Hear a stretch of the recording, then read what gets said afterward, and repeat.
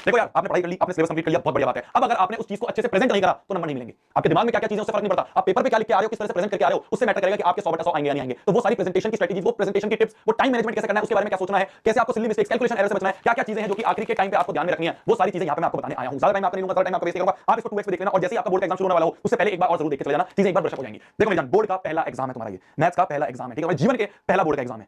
बिल्कुल घबराना नहीं है, बिल्कुल टेंशन लेनी है मेरी जान, अच्छा एग्जाम जाएगा। कॉन्फिडेंस हाई रखना है, कॉन्फिडेंस लो नहीं होने देना, डिमोटिवेट नहीं होना है। देखो यार, ये बहुत नेचुरल सी चीज है कि जब भी एग्जाम की तरफ हम जा रहे होते हैं, एग्जाम के दिन करीब हो रहे होते हैं, हमें ऐसा लगता है कि यार हम चीजें भूल रहे हैं, या हम चीजें भूल ना जाएं, यार वहां पे जाके हम ब्लैंक ना हो जाएं। देख मेरी जान, ये चीज नेचुरल है, इसके बारे में ज्यादा टेंशन नहीं लेनी है। उस समय पे जब बोर्ड एग्जाम लिख रहे होते हैं ना, वो वैसे ही इतना सीरियस माहौल हो जाता है कि चीजें अपने आप याद आनी शुरू हो जाएंगी। बिल्कुल नॉर्मल है, बिल्कुल टेंशन नहीं लेनी है। सिलेबस आपने कंप्लीट कर लिया, आपने रिवीजन अच्छे से कर लिया, बस ये दोनों चीज मैटर करती हैं। अब इसके बाद आप बोर्ड का एग्जाम फोड़ के आओगे। क्या मेरी बात समझ में आ रही है? क्या क्या चीजें अब आपके दिमाग में डाउट थी, उसको मैं क्लियर कर देता हूं। सबसे पहला डाउट बच्चों के दिमाग में था कि भैया कौन से सेक्शन से शुरू करें, कौन से सेक्शन से हम अपने इस एग्जाम को शुरू करें। क्या भैया हमें पहले सारे बड़े बड़े मार्क्स वाले क्वेश्चन कर लेने चाहिए, फिर हमें छोटे मार्क्स वाले क्वेश्चन पे आना चाहिए, या पहले भैया जो सेक्शन ABCD चल रहा है वैसे ही करें?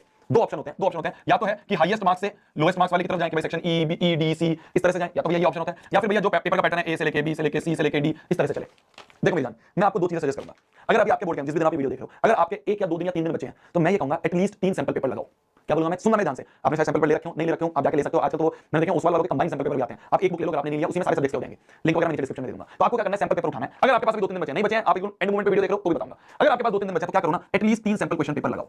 कैसे लगाने 3 सैंपल क्वेश्चन पेपर? एक सैंपल पेपर लगाओ पीछे से, है ना, एक सैंपल पेपर लगाओ पीछे वाले सेक्शन से, कि आप सेक्शन E, फिर सेक्शन D, फिर सेक्शन C, फिर सेक्शन B, फिर सेक्शन A पे आए। एक बार इस तरह से लगा के देखो एक सैंपल पेपर को, एनालाइज करो कि भाई क्या टाइम से पहले क्वेश्चन हो पा रहे हैं, क्या इसमें कोई दिक्कत तो नहीं आ रही है। एक बार ऐसा करो कि भाई सेक्शन A, फिर सेक्शन B, फिर सेक्शन C, फिर सेक्शन D, फिर इस तरह से आगे। एक बार इस तरह से करके देखो क्वेश्चन पेपर को, फिर एनालाइज करो कि भाई मेरे से क्या चीज बढ़िया रह रही है। तीसरा कोई और रैंडम सिलेक्शन कर लो, जैसे B हो गया, या पहले मान लो सेक्शन C कर लिया, फिर B कर लिया, फिर A कर लिया, फिर लास्ट में D, और फिर लास्ट में D, और फिर लास्ट में E कर लिया। कोई भी एक रैंडम तरीके से कर लो। 3 सैंपल पेपर उठा के लगाओ अलग अलग पैटर्न से। जो पैटर्न आपको सूट कर रहा है वही पैटर्न से आप फाइनल बोर्ड के एग्जाम में जाके लिख दो। क्या मेरी बात समझ में आ रही है? ये होता है कि अगर आपके पास अभी 2-3 दिन बचे हैं, आप उस वाले के सैंपल पेपर लिए, आपने 25 सैंपल पेपर कंबाइन वाली बुक आती है वो ले लो। अगर अभी टाइम कम है तुम्हारे पास, वो सारी पेपर में काम आ जाएंगी, अलग अलग लेने की जरूरत नहीं पड़ेगी, तो वो ले लो। और उसमें आपको at least 3 sample question paper maths के करने हैं, अलग अलग तरीके से, अलग अलग पैटर्न में, जो आपको सूट कर रहा है, जिसमें आपको लग रहा है कि भैया टाइम से पेपर हो गया, दिक्कत भी नहीं आई, रश भी नहीं हुआ एंड में, वो वाला पैटर्न जो है आप अपने बोर्ड एग्जाम में कर सकते हो। ये जब आपके पास 2-3 दिन बचे हैं, मान लो आप बिल्कुल एंड टाइम पे इस वाली वीडियो को देख रहे हो, आपका मान लो अभी 1 घंटे बाद 2 घंटे बाद एग्जाम है, तो मैं ये कहूंगा, मैं ये सजेस्ट करूंगा आप इस वाले पैटर्न पे जा सकते हो। इससे फायदा क्या रहता है? फायदा ये रहता है कि आपने जो मैक्सिमम मार्क्स वाले क्वेश्चन है, भाई मान लो जो आपके केस बेस्ड क्वेश्चन है 5 मार्क्स का, जो आपके 4 मार्क्स वाले क्वेश्चन है, जो आपके 3 मार्क्स वाले क्वेश्चन है, ये मैक्सिमम मार्क्स वाले क्वेश्चन है, ये आपने पेपर के स्टार्ट में ही कवर कर लिए। आपने क्या करा, माइंड फ्रेश होता है, सुबह आप जाते हो, माइंड फ्रेश में आपने मैक्सिमम मार्क्स वाले क्वेश्चन जो अटेम्प्ट करके उनको साइड में रख दिया। अब मान लो आखिर में टाइम छूट भी गया, मान लो टाइम खत्म भी हो गया, तब भी जो क्वेश्चन छूटेंगे वो कौन से छूटेंगे? 1 मार्क्स वाले, उनसे इतना मैटर नहीं होगा। मान लो आपने शुरुआत करी 1 मार्क्स से और आखिर में आपके पास टाइम कम बचा, तो क्या होगा? ये 5 मार्क्स वाले, ये 4 मार्क्स वाले क्वेश्चन छूट जाएंगे, और अगर ये छूट गए तो आपके नंबर्स में काफी डिफरेंस आएगा। तो इसलिए मेरा सजेशन ये रहेगा, अगर 2-3 दिन बचे हैं, 3 सैंपल पेपर लगाओ उस वाले के, तीनों सैंपल पेपर को अलग अलग पैटर्न से लगा लो, बहुत बढ़िया, आपको समझ में आ जाएगा। जो पैटर्न सूट करे, मान लो आपको ये पैटर्न सूट कर रहा है तो इसी पैटर्न से अपना पेपर लगा देना। बट इन केस अगर आप बिल्कुल एंड टाइम पे देख रहे हो, तो मेरा सजेशन रहेगा हाईएस्ट मार्क्स से लोएस्ट मार्क्स वाले की तरफ जाओ। अब एक चीज और ध्यान रखना मेरे जान, सेक्शन कौन सा अटेम्प्ट कर रहे हो उसको मेंशन जरूर करना है। मान लो आप केस बेस वाला, मान लो सेक्शन E आप अटेम्प्ट कर रहे हो, तो ये जो आपका आंसर शीट होती है ना, जो आपकी आंसर शीट होती है, ये आंसर शीट है, इस पे यहाँ पे सेंटर पे सेक्शन E ऐसे जरूर मेंशन कर देना हेडिंग। फिर सेक्शन E के सारे क्वेश्चन जो है वो कर दिए, ठीक है, वो आपने कर दिया। फिर उसके बाद एक लाइन ड्रॉ कर दो, फिर लाइन ड्रॉ करने के बाद आपने अगला सेक्शन करा, मान लो सेक्शन C, ठीक है, फिर सेक्शन C के सारे क्वेश्चन जितने पेजेस में अटेम्प्ट कर दिए। क्या मेरी बात समझ रहे हो? क्वेश्चन नंबर कौन सा अटेम्प्ट कर रहे हो, जैसे मान लो आप यहाँ पे 35वां क्वेश्चन अटेम्प्ट कर रहे हो, 34वां क्वेश्चन अटेम्प्ट कर रहे हो, तो ये नंबर्स बहुत ध्यान से लिखना मेरी जान। टीचर को ये मत सोचना कि वो तो मान ही लेगा कि ये वाला क्वेश्चन है, नहीं, कौन सा क्वेश्चन अटेम्प्ट कर रहे हो उसको यहाँ पे अच्छे से मेंशन करना है, ठीक है मेरी जान। क्या मेरी बात क्लियर हुई? एक चीज और कोशिश ये करना, जिस सेक्शन का क्वेश्चन है वो यहीं पे अटेम्प्ट कर लो। ऐसा ना हो सेक्शन E में 2 क्वेश्चन यहाँ अटेम्प्ट कर लिया, एक क्वेश्चन यहाँ अटेम्प्ट कर लिया और एक क्वेश्चन बाद में जाके एंड में अटेम्प्ट कर रहे हो, ऐसा मत करना, ट्राई करना, ऐसा ना करो, उससे क्या ना टीचर को परेशान होती है। जिस दिन टीचर को तुम परेशान करना शुरू कर दोगे, जो टीचर चेक कर रहा है वो फिर होगा कि वो मूड खराब हुआ तो तुम्हारे नंबर काट लेगा। क्लियर है मेरी बात? तो इसलिए जहां पे लिख रहे हो, जो मेंशन कर रहे हो, उसी हिसाब से आप उस वाले सेक्शन को करो। क्या मेरी बात क्लियर हुई? कौन सा सेक्शन करना है, ये बात क्लियर होगी। अब अगली चीज जो है वो होती है कि भैया जो शुरू के 15 मिनट हमें मिलते हैं, 10 से 15 मिनट जो हमें रीडिंग टाइम मिलता है, इस 10 से 15 मिनट में हमें क्या करना चाहिए? मेरा ये सजेशन रहता है इसमें, सबसे पहली चीज तो क्या करो ना, जो भी चॉइसेस वाले क्वेश्चन है, मान लो ऐसे है कि ये या फिर ये 2 क्वेश्चन दिए हुए हैं, तो इनमें कौन सा अटेम्प्ट करना है ना, ये 10 से 15 मिनट में सोच लो। कई बार क्या होता है ना, बच्चे सोचते तो ही हैं, जब मान लो करना शुरू कर दिया, करते करते मान लो उन्होंने क्वेश्चन पढ़ा, उन्होंने कहा ये शुरू कर देता हूं करना, फिर उससे हो नहीं पाता, फिर ये इसमें जो टाइम वेस्ट हुआ है उसके लिए फिर ये करता है। तो इसलिए ये जो शुरू के 10-15 मिनट है, इसमें सबसे पहला काम, जिस भी क्वेश्चन में चॉइस है उन क्वेश्चंस में से कौन सा करोगे अटेम्प्ट, वो वाले सेलेक्ट कर लो, ठीक है, क्योंकि उसमें टाइम लगता है सोचने में कि ये वाला हो जाएगा, ये वाला हो जाएगा, वो पहले से सेलेक्ट करके रख लिया, पहला काम। दूसरा काम जो मैं कहूंगा वो मैं ये कहूंगा कि भाई जितने भी क्वेश्चंस है ना, जिनमें यूनिट्स हैं, जैसे कुछ ऐसे क्वेश्चन होते हैं कि ऐसे लिखा है 25 किलोमीटर पर आवर, और फिर आगे लिखा है, और कहीं लिखा है 16 मीटर पर सेकंड, यहाँ पे यूनिट कन्वर्जन की जरूरत है। तो रीडिंग टाइम में क्या करो ना, रीडिंग टाइम में इस तरह के क्वेश्चन आइडेंटिफाई करके उन यूनिट्स को अंडरलाइन कर दो, भाई इससे क्या होगा, जब हम पेपर दे रहे होते हैं तब हमारा दिमाग कई बार इतना नहीं चलता, तो उस समय क्या होता है, सिली मिस्टेक हो जाती है, यूनिट कन्वर्जन करना भूल जाते हैं। पर मान लो तुमने पहले से अंडरलाइन कर लिया, फिर तुम क्वेश्चन करते उस क्वेश्चन पे पहुंचे तो अंडरलाइन तुम्हें एकदम दिखेगा, हाईलाइट होता हुआ, तुम्हारे दिमाग में एकदम क्लिक करेगा कि यार यहाँ यूनिट कन्वर्जन है। मैं ऐसे करता था अपने पेपर में कि जहां भी यूनिट कन्वर्जन है उसको अंडरलाइन कर लेता था, कि जब मैं उस क्वेश्चन पे आऊंगा और मान लो उसमें टेंशन में हूं तो वो टेंशन में गलती ना हो जाए, मैंने पहले अंडरलाइन कर रखा है कि यूनिट कन्वर्जन की जरूरत है, वो मैं कर लूंगा। क्या मेरी बात समझ में आई? तो ये कुछ 1-2 चीजें हैं जो कि तुम अपने रीडिंग टाइम में कर सकते हो। बाकी तुम क्वेश्चन तो रीड करोगे, ठीक है, उसमें तुम मानोगे नहीं मेरी बात की नहीं करोगे, तो तुम उनको क्वेश्चन को रीड उस समय कर सकते हो। मेरी ये 2 चीजें जो है ना, ये अपने दिमाग में रखना। अब बात आती है भैया टाइम मैनेजमेंट की, कि भैया कितना टाइम कितने क्वेश्चन पे कैसे हम दें। तो देख मेरी ध्यान से सुनियो, टाइम मैनेजमेंट में ना एक सिंपल सा लॉजिक है,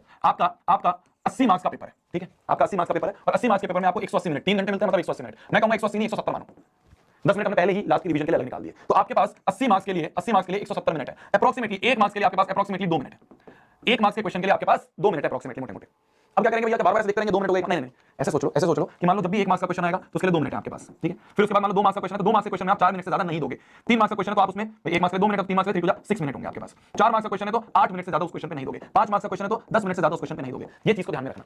ये थोड़ा सा टाइम मैनेज करके चलोगे कि भाई हमारे पास 1 मार्क्स का क्वेश्चन है, भैया 2 मिनट से ज्यादा नहीं लिखने में, तो जल्दी जल्दी लिख के करा, इस तरह से चलोगे तो टाइम पेपर कंप्लीट हो जाएगा। और टाइम पेपर कंप्लीट हो जाएगा तो आपके पास ये जो एक्स्ट्रा 10 मिनट है, ये एक्स्ट्रा 10 मिनट आपके फाइनल रिवीजन के लिए हो जाएंगे कि भाई कोई कैलकुलेशन मिस्टेक तो नहीं करी, कहीं पे क्वेश्चन नंबर लिखना तो नहीं भूल गया, कहीं पे कुछ क्वेश्चन को 2 बार अटेम्प्ट कर दिया तो एक बार तो काटना तो नहीं भूल गया। ये सारे काम जो है आखिर के 10-15 मिनट में आपके पास हो जाते हैं अगर आप टाइम मैनेज करते हुए चलते हो सके तो कर लेना, ऐसा हार्ड एंड फास्ट रूल नहीं है, हो सके तो ये चीज आप कर लेना। वहां घड़ी आप एनालॉग वाली पहन के जाना, वो डिजिटल वाली मत पहन के जाना, वो कैंसिल कर देते हैं, मतलब वो हटवा देते हैं। बाकी वहां पे सेंटर पे भी घड़ी लगी होती है, मैक्सिमम सेंटर्स पे लगी होती है, ठीक है जी। अगली चीजें कुछ जो आपको दिमाग में रखनी है, बहुत इंपॉर्टेंट चीजें, ध्यान से सुनियो। पहली चीज, क्वेश्चंस को ना रीड बहुत अच्छे से करियो, इसको ना रीड बहुत अच्छे से करियो।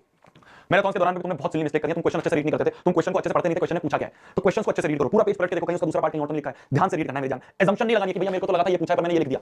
एक एक वर्ड को पढ़ो, टाइम अच्छे से लगाओ क्वेश्चन रीड करने पे। दूसरी चीज, जो एमसीक्यू वाले क्वेश्चन है ना, उनमें ऑप्शंस पूरा लिखना होता है मेरे जान। जैसे मान लो 9th वाला एमसीक्यू है तो आप इस तरह से लिखोगे, देखो इस तरह से लिखोगे कि 9th वाला एमसीक्यू है, 9th वाला एमसीक्यू कैसे 9 लिखा, फिर उसके बाद की आंसर है भैया इसका, मान लो आंसर है इसका सी पार्ट, तो ऐसे नहीं कि 9th का सी, ना 9th का सी और उसका जो भी आंसर आने निकल के जो सी ऑप्शन है वो पूरा ऑप्शन लिखो। मान लो सी ऑप्शन जो है वो मान लो 25 सेंटीमीटर, तो ऐसे पूरा लिखो, तो ऑप्शन भी मेंशन करा और उस ऑप्शन का क्या पूरी स्टेटमेंट है वो भी मेंशन करी। तो 9th का आंसर है सी, इस तरह से करके लिखो। फिर मान लो 10th क्वेश्चन है तो 10th क्वेश्चन का आंसर है बी, तो खाली ऐसे बी नहीं छोड़ना, बी जो ऑप्शन है वो भी पूरा लिखना। जैसे वो मान लो 50 किलोमीटर पर आ रहा है मान लो, तो इस तरह से ये लिख के इसको टिक करना है, ठीक है। मान लो 1 वर्ड है तो ऐसे करेंगे, और मान लो कैलकुलेट वाला है तो कैलकुलेट वाला तो आपको पूरा कैलकुलेट भी करना पड़ेगा, पूरा कैलकुलेट करके फिर आप दिखाओगे कि भाई आंसर जो आ रहा है 50 किलोमीटर पर आ रहा है। क्या मेरी बात समझ में आई? क्या मेरी बात, वो कैलकुलेशन भी आपको दिखानी होगी। सिंपल 1 वर्ड है तो ऐसे भी कर सकते हो, पर मैथ्स में मैक्सिमम में कैलकुलेशन होता है तो पूरी कैलकुलेशन आपको वहां करके दिखानी पड़ेगी। क्या मेरी बात क्लियर है? ऐसे मत छोड़ देना कि भैया मैंने तो ना रफ में कैलकुलेट कर लिया था, भैया 10 का सी आ रहा था, 11 का बी आ रहा था, इस तरह से लिखोगे नहीं नंबर मिलेंगे, ठीक है। क्या मेरी बात समझ में आई? बहुत बढ़िया जी। आगे की बात करें तो कैलकुलेशंस जो है ना मेरी जान, आराम आराम से करना, कोई जल्दबाजी नहीं है, कोई ऐसा दिमाग में जल्दी जल्दी करने की कैलकुलेशन की नीड नहीं है, आराम से करना। गोल है क्वेश्चन सही होना चाहिए, ऐसा ना हो क्वेश्चन तो जल्दी हो गया पर ये गलत हो गया, क्या फायदा है, नंबर ही जीरो मिलेंगे उससे।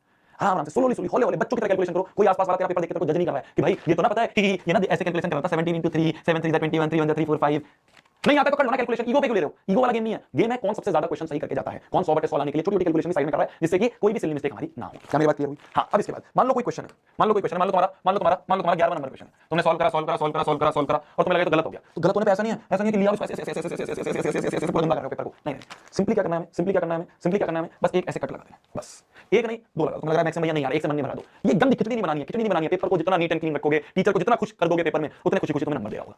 क्या मेरी बात क्लियर है? टीचर को बिल्कुल मान के चलना है कि 5वीं का बच्चा है तो हर एक फार्मूला जो भी स्टेप में फार्मूला यूज कर रहे हो, जो भी स्टेप में रीजन यूज कर रहे हो, ब्रैकेट में लिखो। यहां पे ये थ्योरम यूज करिए, ब्रैकेट में लिखो। ये फार्मूला यूज करा, ब्रैकेट में लिखो। a + b का स्क्वायर भी यूज कर रहे हो तो उसे भी ब्रैकेट में लिखो। ऐसे दिमाग में मान लेना कि भैया ये तो टीचर को पता ही होगा हर चीज। ऐसा मानो टीचर को तो कि 5वीं का बच्चा है, सब स्टेप बताने पड़ेंगे, हर एक स्टेप को अच्छे से लिखो, कोई भी स्टेप स्किप नहीं करना है हमें, कोई भी स्टेप स्किप नहीं करना है, हर स्टेप को अच्छे से पूरा एक चीज को लिखना है। हां, जब हम रफ में करते हैं माता लगे, मान लो कहीं पे लिखा है 45x - 7 = 3, तो ये नहीं कि लिख दिया भैया x बराबर आ गया 10/45, ना पूरा करो ना, एक स्टेप करो। तो 45x बराबर आ गया भैया 7 उधर गया तो 7 + 3, तो 45x बराबर आ गया भैया 10, तो x बराबर आ गया 10/45, फिर 5 2 10 5 9 40, तो x बराबर आ गया 2। ये सारे स्टेप्स करो, स्टेप्स के नंबर है, जितना अच्छे से एक्सप्लेन करोगे टीचर को उसको अच्छे से चीजें समझ में आएंगी, पूरे के पूरे नंबर को देखा जाएगा। साथ में कोई भी फार्मूला थ्योरम कोई भी चीज यूज करो तो उसको साइड में हमें लिखना जरूर है, मेंशन जरूर करना है, ठीक है।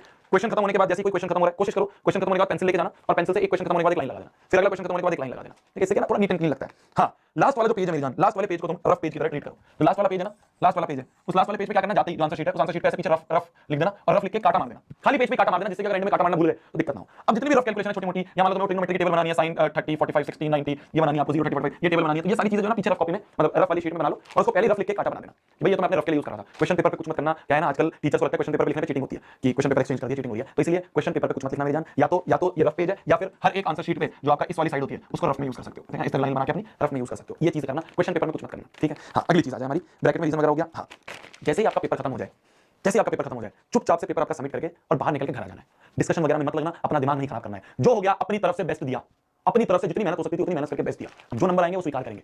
क्या मेरी बात क्लियर? मैंने आपको पहले बोला था जो नंबर आएंगे हमें स्वीकार करना है। हमने 14 दिन 15 दिन 17 दिन मेहनत करी है, हमने अपनी तरफ से बेस्ट दिया है। टीचर जिससे भी आप पढ़ रहे थे उसने अपनी तरफ से बेस्ट दिया है, बस कर्म करना आपके ऊपर था। आपने एग्जाम दे दिया, अब फल जो है वो ऊपर वाले को छोड़ना। ज्यादा टेंशन नहीं लेनी, ज्यादा परेशानी नहीं, डिस्कशन कर दिया, ये हो गया, तेरा आंसर आ रहा है, कुछ नहीं, कोई डिस्कशन नहीं, कुछ नहीं करना है। घर आना है, घर आके जिस भी टीचर से पढ़े तो उसको थैंक यू लिखना है कि सर या मैम आपकी वजह से मेरा बहुत अच्छा पेपर गया, या जैसा भी गया, हमने बहुत मेहनत करी थी सर, हमने बहुत करी थी मेहनत मैम, अपनी तरफ से मेहनत बेस्ट हो गई, अब जो फल है वो ऊपर वाले के ऊपर है। क्या मेरी बात क्लियर हुई? अच्छा जाएगा पेपर, पहला बोर्ड का एग्जाम है, जनरली आसानी आता है तो आपको टेंशन लेनी है। हाँ, इसका मतलब ये नहीं चिल्लो के चले जाना है, मेहनत पूरी करनी है, रिवीजन पूरी करनी है।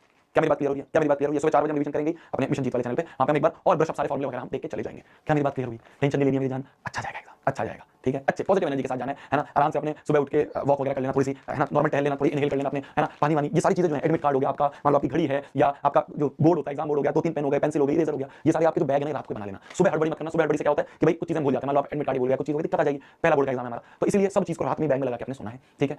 आराम से बिना किसी टेंशन के फोकस आपको जाना है। एग्जाम से पहले कोई डिस्कशन नहीं करना, क्या लिखता हूं, जाओ बैठो अपनी सीट पे, एग्जाम दो, वापस घर पे आओ। ज्यादा टेंशन ले, दिमाग पे ज्यादा लोड नहीं देना है। क्या मेरी बात क्लियर हुई? सुबह कोई दिक्कत, आपका जो सेंटर है अगर दूसरे स्कूल में पढ़ा है तो एक बार वो रास्ता देख के आ जाना पिछले दिन, एक दिन पहले, कि भाई दिक्कत ना हो कि सुबह भाग के देख रहे हैं कौन सा स्कूल है ना। ये कुछ प्रॉब्लम्स है जो नहीं आनी चाहिए, पर कई बार आ जाते हैं, उसकी वजह से बच्चे लेट हो जाते हैं, पेपर उनका छूट जाता है। ये चीजों का ध्यान रखना। तुम्हारे शोभित भैया तुम्हारे साथ हैं, है ना, तुम्हारे शोभित भैया, तुम्हें बहुत प्राउड है तुम पे कि तुमने इतनी मेहनत करी है, तुम्हारे शोभित भैया की पूरी विशेष तुम्हारे साथ हैं, तुम लोग अच्छा करोगे बोर्ड के एग्जाम में, ठीक है। All the very best. 100/100 लाने के लिए मेरी तरफ से जो हो सकता है मैंने सब चीज कही। तुम और कुछ कहोगे कमेंट सेक्शन में लिख दो, टाइम बचेगा मैं वो भी लेके आ जाऊंगा, पर तू 100/100 लाने के लिए अपनी जान लगा दियो आखिरी पॉइंट तक। जब तक टीचर आके पेपर छीनने पे ना आ जाए ना, तब तक लिखते रहना, लड़ते रहना क्वेश्चन से, खाली नहीं छोड़ना कोई भी क्वेश्चन, खाली नहीं छोड़ना कोई भी क्वेश्चन। क्या मेरी बात समझ में आई? आर्या पार वाला सीन आ चुका है, आर्या पार वाला गेम आ चुका है। एक भी क्वेश्चन खाली जो भी आता है लिख के जरूर आएंगे, खाली फॉर्मूला आता है फॉर्मूला लिख के जाएंगे, गिवन टू प्रूफ लिख के आ जाएंगे, गिवन टू प्रूफ के भी नंबर होते हैं, कंस्ट्रक्शन आती है सिंपल वो करके आ जाएंगे, खाली नहीं छोड़ना कोई भी क्वेश्चन। एंड मोमेंट तक लड़ना है एक क्वेश्चन से, एंड मोमेंट तक, जब तक टीचर छीनने नहीं आ जाए ना, तब तक लिखते रहना, लिखते रहना, लिखते रहना, लिखते रहना।